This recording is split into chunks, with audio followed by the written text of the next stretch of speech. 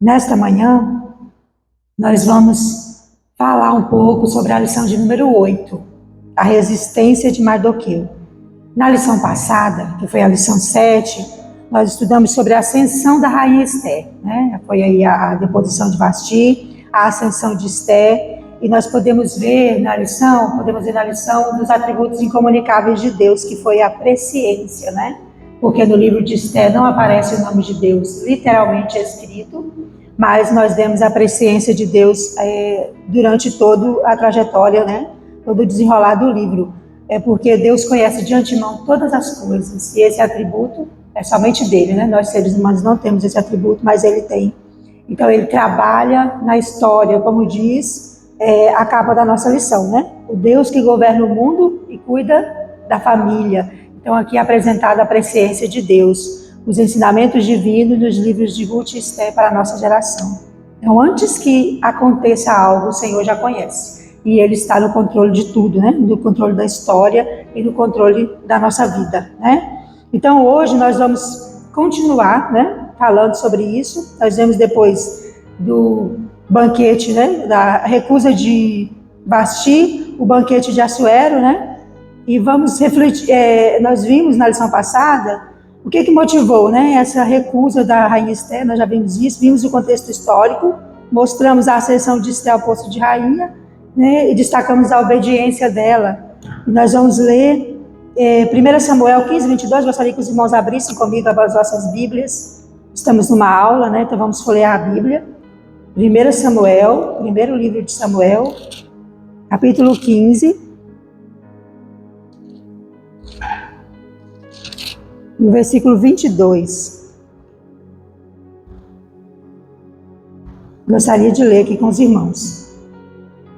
Porém Samuel disse: tem porventura o Senhor tanto prazer em holocaustos e sacrifícios, como em que se obedeça a palavra do Senhor? Eis que obedecer é melhor do que sacrificar, e o atender melhor é do que a gordura de carneiros. Então, nós vemos a obediência destacada na lição passada, né? Essa obediência foi aplicada naquela época, continua sendo aplicada hoje, continuará sendo aplicada no futuro, porque a obediência a Deus, né, é um pré-requisito para que nós possamos ser participantes. Qual participantes do reino de Deus? É preciso que haja a obediência, né? E a obediência agrada a Deus, a obediência dos filhos de Deus agrada a Deus. Nesta lição, nós vamos ver um contexto de conspiração, inveja e tramas dentro da corte persa, né? Nós vamos ver alguns acontecimentos aí, né? Inclusive relacionado ao tema da lição, né? Mardoqueu descobre uma conspiração e a faz chegar ao conhecimento do rei, poupando-lhe a vida. Vamos ter a ascensão de Amã, uma ascensão inexplicável, né? Por isso, o tema da lição, ele é tratado. Mardoqueu descobre uma conspiração contra o rei, aborda a exaltação de Amã, né, que foi exaltado ali pelo rei, mesmo que ele não fez nada. Quem fez foi Mardoqueu, mas quem foi exaltado foi Amã, né? E relacionar a resistência de Mardoqueu e o ódio de Amã. Esses são os objetivos da lição. Então, dentro disso, a lição traz a palavra-chave resistência, que é essa resistência relacionada a Mardoqueu, né? E aí nós vamos começar a discorrer sobre a lição, tratando do nosso textual. Olha o nosso textual. Então, os servos do rei que estavam à porta do rei disseram a Mardoqueu: por que traspassas o mandado do rei? Eu trouxe uma nova versão aqui, nova tradução de hoje, que diz assim: aí os outros funcionários perguntaram a Mardoqueu por que ele não obedecia a ordem do rei. Isso está em Esther 3:3. No capítulo 8 de Esther, nós vemos isso, né? Vemos Esther se atirando aos pés do rei para implorar que seu povo fosse poupado, mas aqui nós vemos Mardoqueu que não se curvava diante do rei. Ao longo da lição nós vamos entender por que ele tinha essa atitude, né? Não era simplesmente uma atitude de arrogância contra Amã, né? Ali havia um histórico de briga entre os dois povos, né? O povo hebreu, o povo de Israel, e o povo a que pertencia a Amã, né? Na verdade, se olharmos atentamente, nós vamos entender que Amã era um agagita, né? Portanto descendente do rei Agag, o amalequita, o antigo inimigo tribal dos judeus, né? Quando os israelitas saíram do Egito, os amalequitas atacaram no deserto, o povo de Deus, pelo que Deus os amaldiçoou e os condenou à extinção. Isso está escrito, irmãos, em Êxodo. Vamos abrir a Bíblia aí para nós conferirmos? Isso está escrito em Êxodo, capítulo 17. Vamos a Êxodo.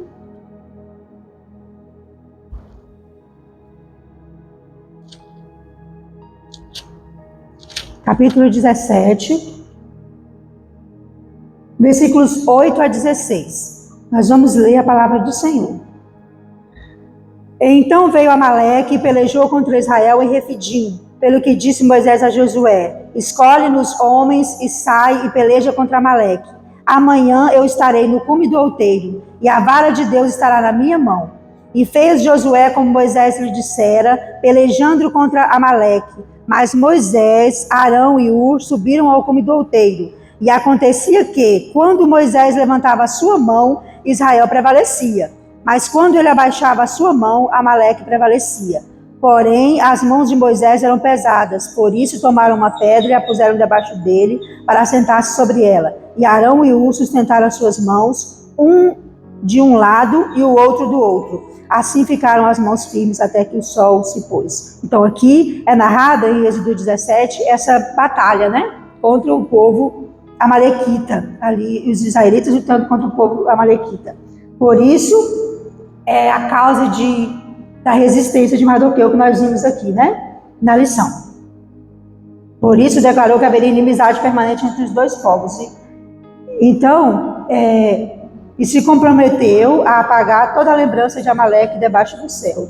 Aqui é no tempo do reinado de Saul, que Deus pediu que Saul acabasse, exterminasse com aquele povo, e Saul não obedeceu. Por isso nós lemos a referência de obedecer é melhor do que sacrificar, Aqui nós vemos uma consequência, daquilo que nós escolhemos fazer. Saul escolheu desobedecer a Deus, não obedeceu, obedeceu parcialmente, Deixou que aquele rei vivesse. Então, nós vemos lá na frente, na história de Esté, esse descendente dos amalequitas, que era o agagita, Amã, ali lutando para que o povo de Israel fosse exterminado. Então, sendo assim para Mardoqueu, cuja genealogia o liga à família do rei Saul, curvar-se diante de Amã, descendente da família do rei Agag, era mais do que ele podia engolir. Então ele não se submetia a isso, Os acontecimentos posteriores acrescentam mais evidências a essa interpretação. Eu vou ler aqui. Os servos do rei que estavam à porta do rei disseram a Mardoqueu: por que transgrides as ordens do rei? Sucedeu, pois, que dizendo-lhe isto, dia após dia, e ele não dando ouvidos, e os servos perguntando: por que você não se curva a ele?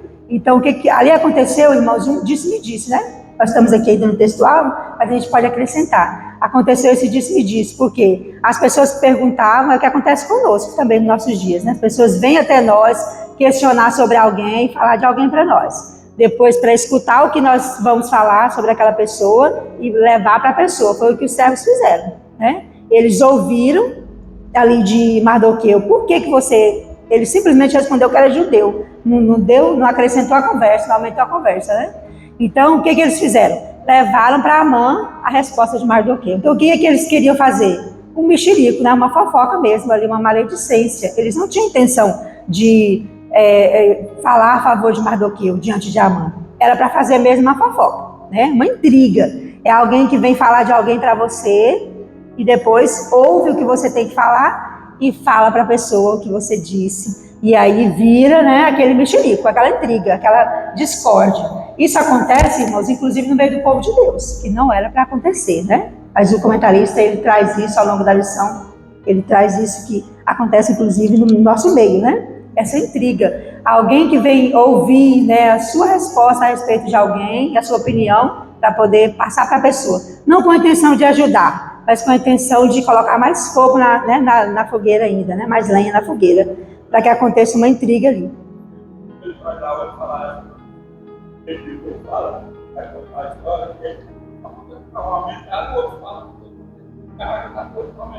Isso, aumenta o ponto, Ele aumenta, é verdade. Isso. Aí vira um novelo de Lala, né? A gente vai só aumentando a conversa, daqui a pouco o povo de Deus, que era para estar unido, pacificado, está brigando uns com os outros, né? Nós vamos aprender isso nessa lição. E a verdade prática, irmãos, como cristãos, né? Vamos voltar à verdade prática? Como cristãos, somos sujeitos a conflitos ético-morais e devemos decidir sempre de acordo com a vontade e a orientação de Deus. Aqui também trata da questão da obediência, né? Da obediência. Nós percebemos, irmãos, nessa lição, o que acontece é que o quanto o poder e o controle são perigosos, né? São tentadores. O poder ele é atrativo. Em nome do poder se fazem aí coisas absurdas. É o que nós conhecemos, inclusive, nos nossos dias.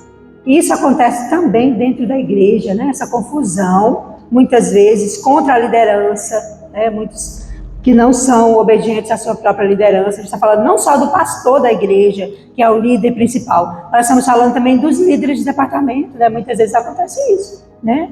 E os líderes sofrem, por quê? Porque os irmãos que deviam estar ali para ajudar, estão para fazer fofoca, e aí vira uma bagunça, né? Dentro da igreja, que o Espírito Santo não está de acordo com isso, né? Porque a Bíblia manda nós termos paz com todos, né?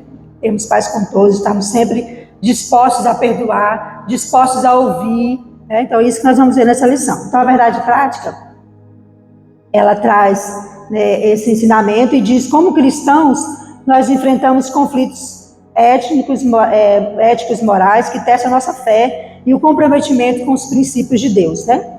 Nesses momentos em que nós escutamos essas coisas, que acontecem essas eventualidades conosco, nossa responsabilidade é buscar o discernimento através da oração. Nós vamos ver na lição, no ponto 1, que o rei Assuero, quando ouviu, né, aquilo que os servos vieram falar para ele, né, e falaram, quando aconteceu, ele não, de imediato, ele não foi resolver. Primeiro ele foi consultar, né, ali os livros, ele teve ali uma atitude de sabedoria, né, de discernimento diante daquele evento, né? Nós como crentes precisamos também aprender isso com o Senhor. Nós devemos ter discernimento, sabedoria, prudência e buscar a Deus através da oração a respeito do que nós venhamos a decidir, né, diante desses acontecimentos. Somente assim nós podemos tomar decisões que reflitam a vontade de Deus, né? Mesmo quando essas escolhas nos colocam em desacordo com as normas ou expectativas do mundo ao nosso redor. Então, nós devemos tomar cuidado, né? Porque dentro de nós, seres humanos, está sempre essa vontade de querer fazer as coisas impulsivamente, né? Rapidamente, agir da nossa forma, sem consultar a Deus. E isso é perigoso, né? Isso é muito perigoso. Nós vemos e aprendemos com Mardoqueu que ele não estava interessado. Quando ele ali agiu em favor do rei, nós vamos ver no ponto 1, ele não estava interessado no poder, né? Aqui nós passamos a introdução da nossa lição. Vamos à introdução? Aqui na introdução vai falar sobre a ascensão de Esther, né, ao trono, que foi celebrada com grande festa, né? Mesmo na condição de rainha, ela não teve vergonha de seu primo, ela continuou atendendo, né, ali aos conselhos de Mardoqueu, porque agora ela era rainha e ela poderia ter se esquecido das orientações do seu pai, que é o pai adotivo dela, né, que é Mardoqueu. Ele criou a Esther como se fosse filha. Ela poderia ter se revoltado, se rebelado contra ele e não atendido mais os seus conselhos, porque existem pessoas assim em nosso meio, né, que quando não tem, até o adágio popular já diz, quando queremos conhecer uma pessoa, o que fazemos com ela? Damos poder a ela, né? É para ver como ela é de verdade, como ela age. Então, Esther era rainha da Pérsia, né? Fala bastante isso aí, né? Dá poder a ela. Assim, o poder muda a pessoa. Não é que muda a pessoa, revela. Revela o que a pessoa é. Só traz à tona o que já é. Então, nós vemos, de acordo com a postura de Esther, que ela se manteve firme, obediente, fiel, inclusive continuou rainha sem revelar que era judia, porque Mardoqueu tinha aconselhado ela a não revelar. Então ali ela já tinha sido escolhida, a rainha. Irmãs, ela era a maior autoridade, né, daquele reino extenso, mais de 127 províncias ali, e pensa numa pessoa hoje em dia em nosso meio, que recebe um cargo desse. de rainha ou de rei. Né? Quantas pessoas não se perderiam seus princípios, seus costumes, se ganhasse um cargo desse? Porque o poder é assim, ele é atrativo e é perigoso, porque a pessoa pode, como disse nosso irmão José Maria, ela pode se revelar o que ela é de verdade.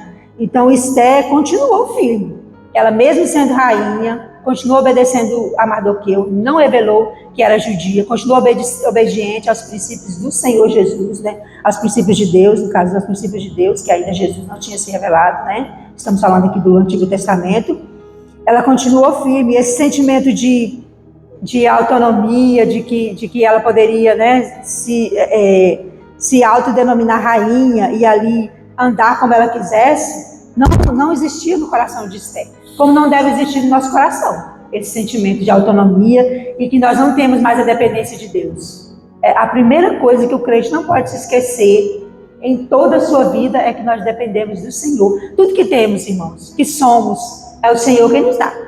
Então, é a casa que você tem, é o carro que você tem, a função, é a sua família, tudo isso vem de onde? Vem de Deus. A provisão na sua casa vem de Deus. Nós não devemos nos esquecer disso em nenhum dia das nossas vidas. Como Esther não se esqueceu. Ela continuou, né, agindo ali no reino, pensando nas outras pessoas, né? É o que nós devemos pensar também. O crente, ele deve pensar sempre em servir. Tudo que você tem, que nós temos, o Senhor nos deu para que nós possamos servir ao outro, com alegria. Né? Não é servir obrigado, não, porque se a gente servir obrigado, a recompensa nós já vamos receber aqui mesmo, né? E às vezes algum irmão vai nos solicitar ajuda, nós vamos falar, oh meu Deus, né? Aquele irmão está me pedindo de novo ajuda, e eu tenho que ajudar, aí você vai obrigado. Esse aí não é um serviço, né, de coração, porque aí você já recebeu sua recompensa. Nós estamos falando da pessoa que procura servir, pensar no bem coletivo, né? Sair da posição de egocentrismo, porque nós não somos autossuficientes, né? Nós não podemos resolver os nossos próprios problemas. Nós estamos aqui o quê? Para servir, lutando contra nós mesmos a cada dia. A Bíblia fala que é essa luta do espírito contra a carne, né? E a carne contra o espírito, porque essa nossa posição, né, desde que Adão pecou, né, essa nossa posição, essa nossa natureza decaída, né, que o comentarista traz aqui, falando da natureza decaída do homem, ela puxa para quê?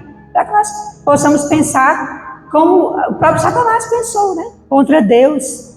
Ele queria ser maior que Deus. Vamos dizer que lá no céu o poder já era atrativo. Satanás queria ser maior que Deus. Quando ele veio tentar Adão e Eva aqui na terra, o que ele disse para o casal? Ele disse, vocês vão ser igual a Deus, é por isso que Deus não quer que vocês, né, sejam como Ele. Então já foi ali, ele foi pelo lado do poder, né, da autossuficiência. Então nós temos que tomar cuidado com isso, né?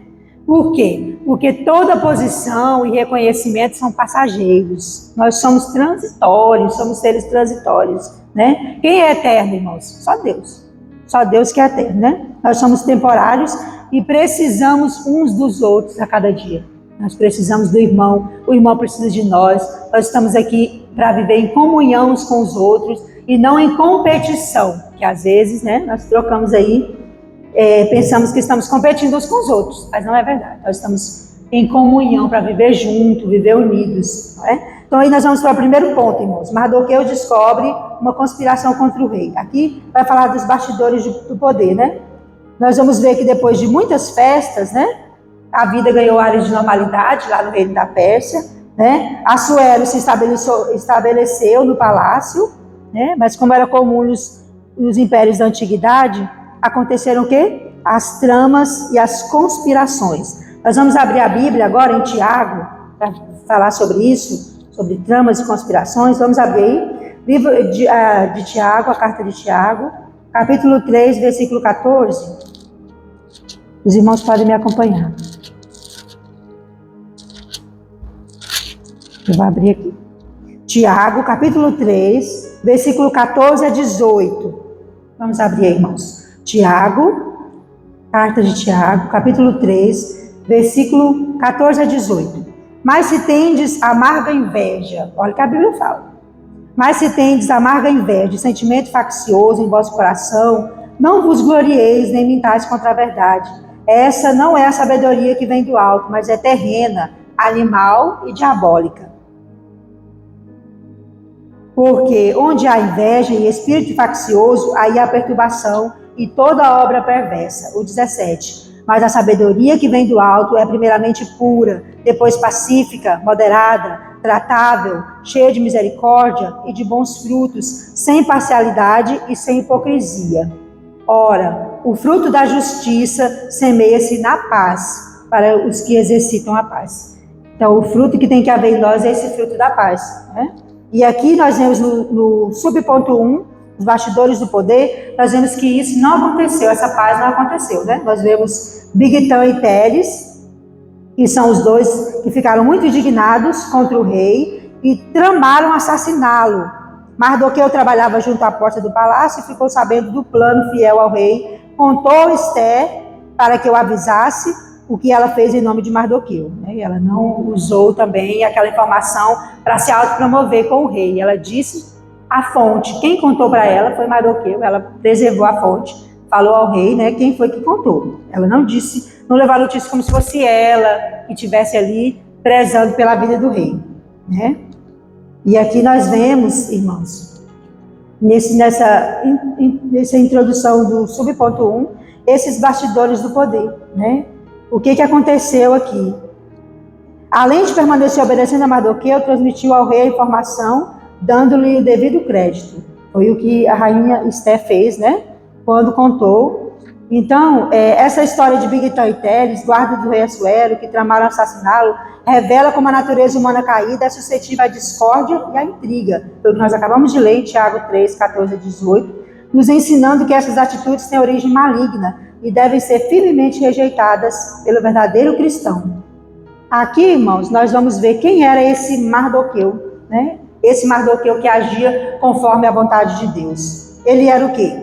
Era um judeu da tribo de Benjamim, filho de Jair, pai adotivo de Esther, também chamado de Mordecai em algumas versões bíblicas, né? Ele vivia na fortaleza de Suzã durante o exílio do povo judeu, no reinado de Assuero, onde criou aquela linda jovem como se fosse a sua própria filha, né? E aí o comentarista continua falando sobre ele. Por que ele agia assim? Por que ele agia segundo os princípios de Deus? Porque ele era um homem prudente com a sua família, está em Esther 2:7, 10 a 11. Era um homem fiel ao rei, está em Esther 2:22. Um homem leal à sua nação, né? Porque ali ele foi leal ao rei, quando ele prezou pela vida do rei. Esther 3:4. Um homem que acreditava na providência divina, né? Ele obedecia a Deus em todos os sentidos. Está em Esther 4, 13 e 14, um homem honrado pela sua fidelidade, Esther 6, 10, 8, 2 e versículos 9 e 14. Então, esse era o Mardoqueu que é abordado aqui na lição pelo comentarista, né? O verdadeiro servo de Deus, né? Que não conspirava para tirar a liderança do poder, pelo contrário, né? Ele honrava o rei, como nós devemos honrar a liderança da igreja, né? Nós devemos honrar, a Bíblia fala para nós honrarmos as autoridades, honrarmos os nossos líderes, é a mesma forma que devemos agir. De acordo com a personalidade de Mardoqueu que nós vimos aqui, é a personalidade, são os frutos que nós devemos demonstrar diante da sociedade que está aí nos lendo, né? A Bíblia fala que nós somos como carta, né? Carta lida por todo mundo, diante de uma tão grande nuvem de testemunhas. Essas testemunhas estão para nos ler.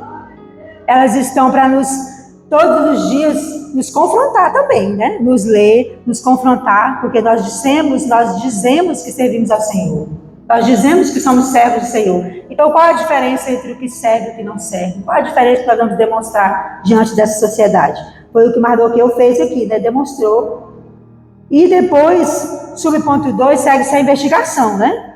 Ali nós vemos o rei, recebeu a informação, né? E aí, na metade do subponto 2, na página 55, diz assim a lição. Nesse ponto, Assuero agiu como um líder sensato e não exerceu o poder de forma precipitada. Ele foi confirmar, ele foi investigar, né? Investigar de onde que vinha essa informação. Ele não recebeu a informação e já foi achando que era verdade.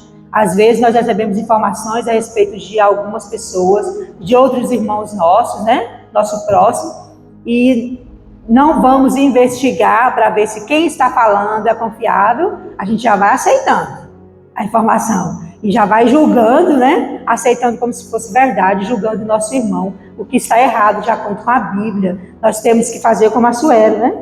Ele, mesmo sendo as fontes, a revista diz assim, mesmo sendo confiáveis as fontes, como no caso de Mardoqueu e Esther, porque as duas fontes eram confiáveis, é conveniente que se busque a comprovar toda acusação para não cometer injustiça. Isso está em Êxodo 23:7, Provérbios 17:15. Vamos ler só Provérbios 17:15? Vamos abrir a nossa Bíblia aí rapidamente. Provérbios 17:15, nós vamos ler. Irmãos, é uma aula, eu gosto de folhear a Bíblia, né? Para nós podermos aí estar para as referências bíblicas que o comentarista traz. Provérbios 17:15. O que diz lá? Diz assim, o que justifica o ímpio, o que condena o justo, abomináveis são para o Senhor, tanto um como o outro. Então foi o que o rei Assuero fez. Ele não se apressou em condenar aqueles dois homens. Ele foi verificar o quê? A fonte, para ver se era verdade a informação, né, que Esther estava trazendo. Mesmo sendo a rainha que trouxe aquela informação para ele, ele foi, né, ali conferir. Por isso seguiu-se uma investigação. Aqui a revista fala de investigação, né? E o rei fez. E depois seguiu-se o quê? O registro dos fatos, que é o subponto 3. Né? Aqui diz assim que desde a antiguidade era o quê? Era costume registrar os fatos ocorridos no cotidiano da corte. Então, o rei foi conferir, que Mardoqueu já havia ali, né? Estava escrito. E aí as crônicas dos reis ficavam arquivadas, né? Para serem consultadas. Esther 6:1. Essas crônicas aqui não é o livro das crônicas, porque os livros das crônicas, nós temos primeiras crônicas, né? Primeiro livro das crônicas, segundo livro das crônicas na Bíblia. Esses livros aí, eles continham a história dos reis de Israel. Essas crônicas de que a lição está falando, são as crônicas lá da Pérsia, tá? Tudo que acontecia no reinado era registrado na história dos reis da Pérsia, para que o próximo rei, né, pudesse consultar aqueles registros, tá? Então não é o livro das crônicas, é as crônicas mesmo dos reis da Pérsia, dos reis persas, que está ali. E aí, para finalizar o subponto, o que diz aqui? Com ou sem registro humano, devemos sempre fazer a vontade de Deus, sabendo que diante dele todas as nossas obras estão escritas. Então, mesmo que você faça alguma coisa, você e eu façamos coisas que não sejam registradas, nem reconhecidas por ninguém, nós devemos saber que o Senhor Jesus, né, que Deus, ele reconhece. E ele guarda o que nós fizemos e nos dará a recompensa. Porque se nós estivermos buscando recompensa aqui na terra, a recompensa já será aqui mesmo, nós teremos a recompensa de Deus, não é? Então nós devemos, mesmo que nós façamos e não tenhamos recompensa, ninguém veja ou fale, né? Porque às vezes nós estamos aqui na igreja e pensamos assim, eu estou há tanto tempo na igreja, não tenho reconhecimento. Chega um irmão hoje, né, e já tem o reconhecimento que eu não tive. Quantos anos que eu estou aqui buscando reconhecimento? Esse reconhecimento aí, irmãos, vem de Deus. Nada do que nós fazemos diante do Senhor é perdido. O Senhor sabe das suas orações, sabe das ações que você fez para ajudar alguém, sabe da sua fidelidade à sua liderança. Ele sabe disso. Ele vê, ele reconhece, né? Ele ouve as suas orações lá no seu quarto, quando você está no secreto com Deus, sabe das suas lutas, sabe das suas necessidades. Então é nesse sentido que o comentarista vem trazendo. Mesmo que não haja registro do que nós fizemos ou do que estamos fazendo, o Senhor Jesus, ele nos conhece. E ele nos dará a recompensa na hora certa, né? Foi o que aconteceu com Mardoqueu. Isso nos leva ao ponto de número 2.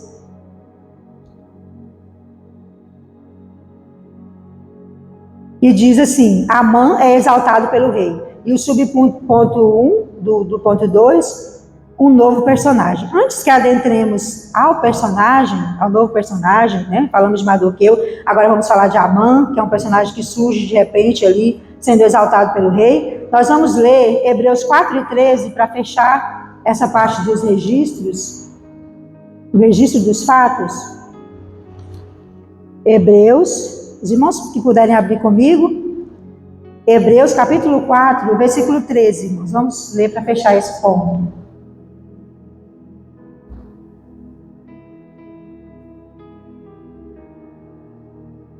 Diz assim, Hebreus 4, 13. E não há criatura alguma encoberta diante dele. Antes, todas as coisas estão nuas e patentes aos olhos daquele com quem temos de tratar. Então, essa é a nossa vitória, né? Essa aqui é a nossa recompensa. O Senhor Jesus, Ele conhece tudo. Não tem nada escondido diante dele. Mesmo que ninguém esteja vendo o que você está fazendo, o Senhor Jesus vê e vai lhe enviar a recompensa no momento certo. É porque as coisas não acontecem no nosso tempo, irmãos. As coisas acontecem no tempo de Deus. Muitas vezes nós queremos agir no momento que acontece o problema, né? Nós queremos intervir na situação no momento que achamos que é melhor nós intervirmos. Mas o Senhor, Ele nos dá sabedoria, nos dá discernimento para que nós possamos esperar o tempo dEle. No tempo dEle vai acontecer, no tempo dEle a recompensa virá. Por quê? Porque a própria Bíblia que nós acabamos de ler nos fala que todas as coisas estão nuas e patentes aos olhos daquele com quem temos de tratar. É isso que nos conforta, né? Se o homem não está nos dando o devido valor que nós temos, né, que nós achamos que temos, o Senhor Jesus, Ele nos vê, Ele nos reconhece, Ele conhece o que estamos fazendo, e é Ele que nos dará a devida recompensa. Então vamos ao ponto 2. Um novo personagem. Esse personagem, irmãos, ele surge aqui no meio da história. Nós vemos que Mardoqueu ali fez, né, essa grande com a intenção de ajudar o rei. Ele informou a Esther informou ao rei. Foi escrito no livro, mas foi parcialmente esquecido. Parece que ninguém, né, ia dar nenhuma recompensa ali a Mardoqueu. Quem é que foi exaltado? Quem foi exaltado foi Amã. Então aqui nós vemos esse personagem entrar aqui na história. Vamos falar um pouco dele. Quem que era esse Amã? Amã, o primeiro-ministro da Pérsia, olha, o cargo dele era altíssimo, né? Ele era abaixo do rei, o segundo homem. Só tinha ele abaixo do rei. Por isso que ele era arrogante, né? E cheio de si, egocêntrico. Diz aqui que Amã, o primeiro-ministro da Pérsia, é a primeira figura política na Bíblia a idealizar um plano sinistro para, em sua esfera de influência e autoridade, exterminar os judeus. Então ele elaborou esse primeiro plano. Nós temos aí, ao longo da história, muitos outros planos que foram idealizados para exterminar os judeus, inclusive, né, com Adolf Hitler. Este plano de genocídio, isto é, o esforço sistemático de matar todas as pessoas de um grupo étnico, nacional ou religioso, contra a raça dos judeus, se compara ao plano de Antíoco Epifânio, né, no século II a.C., aos perversos planos de Adolf Hitler, que é o que nós acabamos de falar aqui, né? Nós vemos alguma referência em Daniel 11:28 a respeito disso. Então esse era Amã, né, o primeiro-ministro da Pérsia, e a primeira figura política na Bíblia a idealizar esse plano contra o povo de Deus. Qual que era a personalidade deste homem maléfico, né, maligno? Ele tinha olha a diferença dele entre Mardoqueu e ele, né? Ele tinha uma personalidade vingativa, está em Esté 3:5. Tinha uma personalidade ardilosa, está em Esté 3:8. E tinha uma personalidade homicida. Então ele já era homicida, né, por natureza. Esté 3:9 e 13. E por último, a personalidade vaidosa. Ele queria todos os louros para si, né? Ele queria ser visto, ser ovacionado, ser aplaudido. Ele achava que era merecedor disso. Por isso, ele estava no poder, né? Como ele achava que ele era o melhor, né? Abaixo dele, ninguém mais. Só ele, né? Segundo ele, terceiro ele. E ele tinha esse egocentrismo com ele. Diferente do servo do Senhor, Mardoqueu, né? Que tinha outro tipo de personalidade. Então, esse era Amã que surgiu aqui na história, né? O que Flávio Joséfo diz a respeito disso? A lição aí, irmãos, a lição do subponto 1 diz o seguinte: Flávio Joséfo afirma que Amã era malequita, um povo historicamente inimigo de Israel, está em Êxodo 17:8 até o versículo 13, Números 24, versículo 7. O termo Agagita costuma ser associado a Agag, o rei amalequita, mencionado em 1 Samuel 15, 2, 8 e 33, nós já falamos no início, né, da lição. Versões bíblicas como a NVI e a NTLH apresentam Amã diretamente como descendente de Agag. Então, esse homem era maligno, né? A Bíblia diz que ele era maligno. Por isso, Mardoqueu não se curvava diante dele, né? Por causa da descendência de Amã. Tudo que sabemos sobre ele é detestável. Aqui um comentarista acrescenta, né?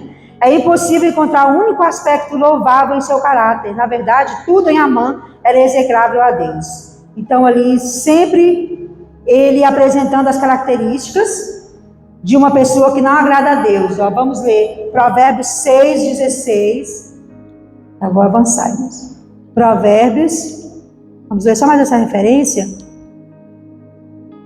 Provérbios, capítulo 6, versículo 16. Vamos ver um pouco da personalidade deste homem maligno que a Bíblia traz aqui para nós.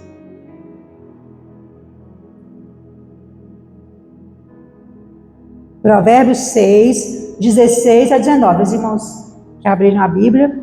Algum irmão encontrou? Pode ler, que só eu lendo, né? Quem encontrou pode ler.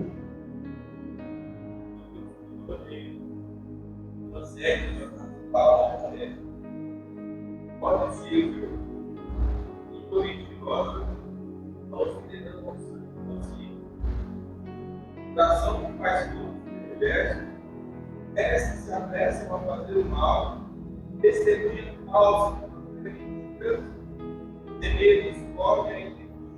Isso.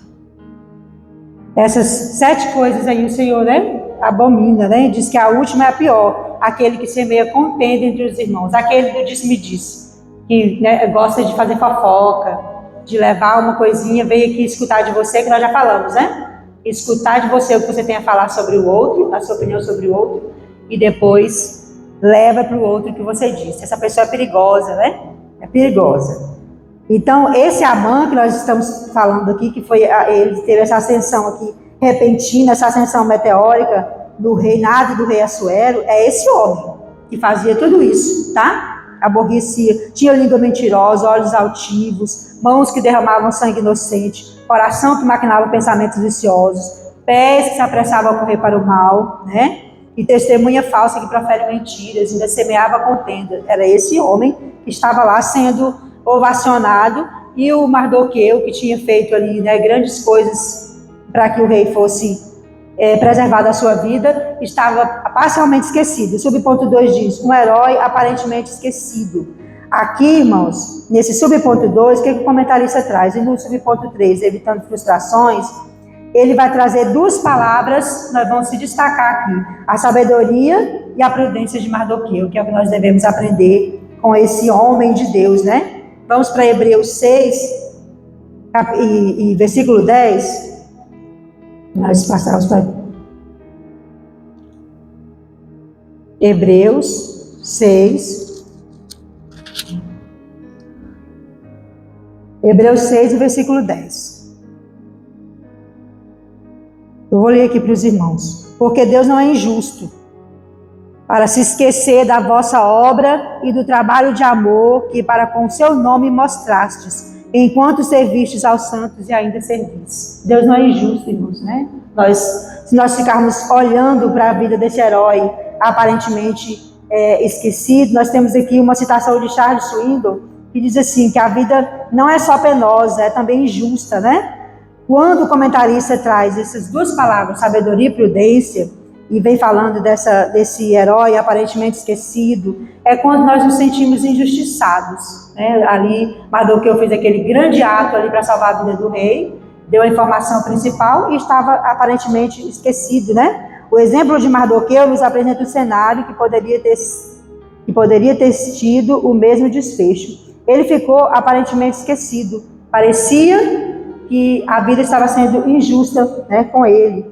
Nós temos aqui, o comentarista traz, o Salmo 73, que é o Salmo de Asaf, né, que ele, quando fica olhando para a vida do ímpio, né, nós vamos lá ler, irmãos, Salmo 73, abre a sua Bíblia bem rapidinho para nós encerrarmos este ponto. É quando nós nos deparamos, né, com a vida do ímpio prosperando, e nós que tememos a Deus, não estamos prosperando. A Bíblia diz no Salmo 73, versículo 2, eu vou ler aqui. Quanto a mim, Salmo 73, irmãos, versículo 2. Quanto a mim, os meus pés quase se desviaram. Se nós ficarmos olhando para a vida do ímpio, é isso que vai acontecer conosco, né? Olha o que o Asaf diz. Pouco faltou para que escorregasse os meus passos. Por quê? Que ele estava quase desviando, quase escorregando. Pois eu tinha inveja dos soberbos, ao ver a prosperidade dos ímpios. Ele ficava olhando. É como nós. Muitas vezes nós olhamos a casa do ímpio, né? A nossa casa às vezes está faltando tudo. E nós tememos a Deus. E na casa do ímpio ele está folgado, né? Folgado. Mas é como a Bíblia diz para aquele rico que disse, tinha tudo na casa dele, falou, agora folga minha alma, né? E a Bíblia diz que apareceu o Senhor e disse para ele, louco, né? Esta noite te pedirão a tua alma, e o que tens preparado para quem será? Mas às vezes nós nos revoltamos, né?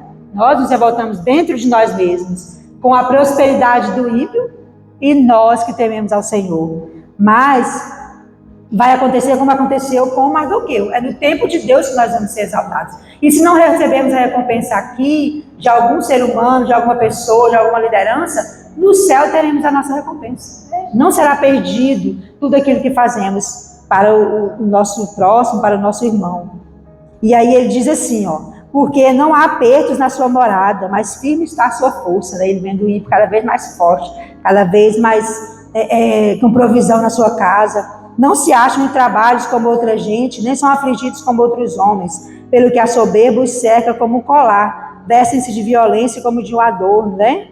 E aí no versículo 16 ele diz assim, quando pensava em compreender isto, fiquei sobremodo perturbado, até que entrei no santuário de Deus, então entendi, ele entendeu, então entendi eu o fim deles, né? E aí Deus foi falando para ele, para Asaf, revelando para ele, o que seria o fim daquele ímpio, que ele estava achando tão majestoso, né? E ele disse que teve até inveja. Olha o que aconteceu com Asaf, né? Até inveja do ímpio ele teve. Aí o Senhor o repreendeu e o mostrou. Aí quando ele entendeu qual seria o fim, ele entendeu que ele, como justo, como servo do Senhor, tinha muito mais do que aquele ímpio. Nós devemos ter esse contentamento com o que temos, né? Paulo fala disso. Que ele aprendeu a se contentar com o que tinha, né?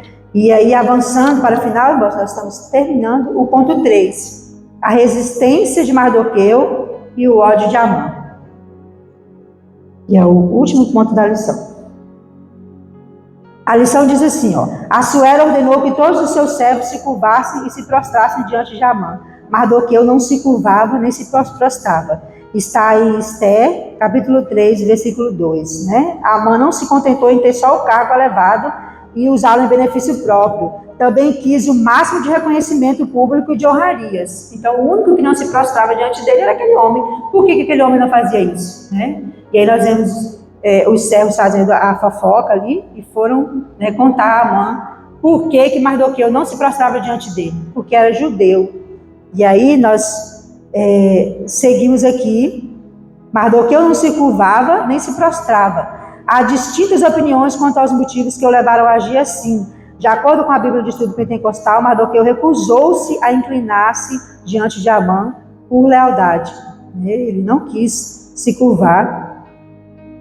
E aí nós vemos aqui o comentarista trazendo o exemplo dos 3 companheiros de Daniel, né, que também não se curvaram ali por questão religiosa, porque o judeu só adora quem? Só adora a Deus, né? Então ele não se curvava. Não é que fosse proibido, irmãos, se curvar diante do rei. Ali Amã não se curvava por causa da descendência de Amã, né? Por causa da descendência dele. A Esther se curvou diante do rei quando foi pedir ali, né, para que o rei não poupasse o povo dela.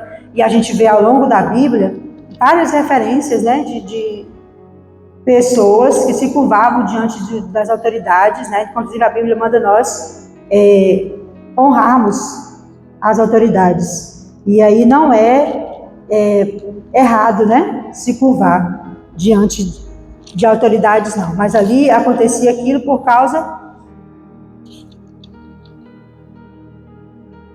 da descendência, né, de Amã, né? E aí vem o subponto 2, a condição de judeu. que era a condição porque Mardoqueu não se prostrava. O texto bíblico sugere que havia mesmo um motivo religioso para a conduta de Mardoqueu, né? Depois de os servos do rei lhe questionarem algumas vezes por que não cumpria a ordem de Assuero, sua única resposta foi que era judeu. Aí os servos levaram para Amã que ele era judeu, e Amã foi e elaborou aquele plano maligno para exterminar não só Mardoqueu, que era judeu, mas todo o povo a qual Mardoqueu pertencia, né? E aí nós vemos a providência de Deus também, a presciência de Deus, nesse sentido, de livrar aquele povo da mão de Amã, né? E aí nós vamos para o subponto 3, que é o final da nossa lição de hoje, que são as inimizades intergeracionais. Aqui, irmãos, além de se sentir ferido em seu orgulho, é possível que a mãe estivesse agindo movido por uma inimizade intergeracional, né? O que diz Flávio José a respeito disso? Flávio José, o historiador, diz assim: o que confirmaria sua essência de Agag, sua descendência de Agag, o rei amalequita, morto por Samuel. A Bíblia relata alguns episódios de vingança entre famílias, que foi falado no começo da nossa explanação aqui, não é? Mas ali, a questão de Mardoqueu com Amã era simplesmente, né, por causa da descendência de Amã, que era descendente dos amalequitas, e os amalequitas eram um povo que era inimigo do povo de Deus. Sobre isso, nós devemos considerar 3 pontos para nós concluirmos, faltando ali 3 minutinhos, para nós terminarmos. Nós, como povo de Deus, nós devemos ser o quê? Sobre essa questão de guerra, de briga entre famílias, né, entre descendentes, nós devemos ser os pacificadores, nós devemos ser os bem-aventurados, aqueles que não procuram justiça própria, né, nós devemos pensar bastante nisso, porque a vingança não pertence a nós, né? Pertence a quem? A vingança pertence ao Senhor. Isso está em Romanos 12, 19. É o Senhor que vai nos vingar, não somos nós, porque a nossa luta não é contra a carne nem contra o sangue, né? A nossa luta não é contra o nosso próximo, não é o nosso irmão que é nosso inimigo. O nosso inimigo é quem? O inimigo é o pecado, né? É a conduta da pessoa, não a pessoa.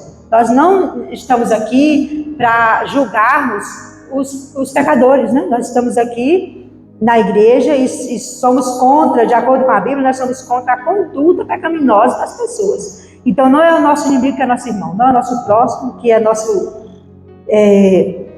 inimigo, aliás, né? Nós devemos ser esses que não procuram as vinganças, né? Por quê? Nós não devemos esquecer de quem somos, da nossa identidade. Nós pertencemos a um reino diferente do mundo, né? Que age diferente do que o mundo age. Onde nós somos aqui, onde o maior do reino de Deus é o quê? O menor. É aquele que serve. É aquele que é o mais exaltado. Então nós não devemos deixar as situações alterar quem nós somos. Mesmo que as adversidades estejam em nossa casa, na nossa vida, nós devemos sempre buscar o Senhor para que nos dê sabedoria e prudência. Essas 2 palavras que foram destacadas na personalidade de Mardoqueu. Sabedoria e prudência para nós vencermos, né? Devemos estar atentos às inimizades e ressentimentos em nossas próprias famílias e igrejas. O crente ressentido é um crente cheio de ódio, de amargura, e o Espírito Santo não habita no coração cheio de ódio, né? Cheio de amargura, que quer vingança, né? Só quer conflito. Nós devemos buscar o quê? A reconciliação, para evitar inimizades passadas, né? Nós devemos ser essa pessoa que busca o quê? A paz, o perdão, para romper esse ciclo de ódio e ressentimento. Isso está em Mateus 5:9, Hebreus 12:14. Outra coisa que aprendemos com essa lição de hoje é que, como líder ou membro da igreja, devemos praticar o quê? O perdão e a reconciliação, né? Sempre procurar a conciliação. Fazer como fez o rei Assuero, né? E identificar as fontes. Não acreditar nas primeiras palavras que você escutar a respeito de alguém, a respeito de alguma situação, a respeito do seu líder. Confirmar, investigar, para que depois tomemos uma atitude, né? E se alguém trouxer alguma coisa para nós, que não é da nossa alçada resolver, vamos dar a quem é de direito, né? Vamos levar ao pastor da igreja, ou ao nosso líder de departamento, porque se não cabe a nós, né, não devemos interferir naquilo que não é da nossa própria força. nós devemos levar quem é de direito. E por último, o que nós devemos fazer com os conflitos? Dedicar tempo para orar sobre isso. Orar pelos nossos inimigos, né? Orar pelas nossas inimizades. Irmãos, muitas vezes nós somos perseguidos. Perseguidos por pessoas, por irmãos da própria comunidade cristã, da nossa igreja. Muitas vezes nós passamos coisas absurdas que às vezes, aparentemente, a pessoa não demonstra. Mas nós que convivemos com aquela pessoa sabemos quem ela é de fato, né? E Deus também sabe. Só que fica aquela coisa, ninguém acredita porque acredita no que a pessoa, né, parece ser. E aí nós ficamos mentirosos, isso é uma situação muito difícil, né? Só mesmo com oração para a gente compreender e conseguir passar por isso. Só o Senhor para nos dar força, né? Então nós devemos dedicar tempo para orar. Quando nós não conseguimos resolver, irmãos, a situação, vamos orar. Vamos para os pés do Senhor, para que esses conflitos sejam resolvidos, né? Essas questões de inimizades. Nós vamos pedir a Deus sabedoria para tomar decisões mais justas, né? Agir com amor e compreensão. E aí, o maligno que suscita ódio nos nossos corações, ele vai ficar de mentiroso. E nós vamos vencer toda essa situação em nome de Jesus. Então era isso, irmãos. Nós estávamos preparados para passar hoje aqui para os irmãos. Que Deus abençoe a vida de todos. E eu agradeço pela oportunidade.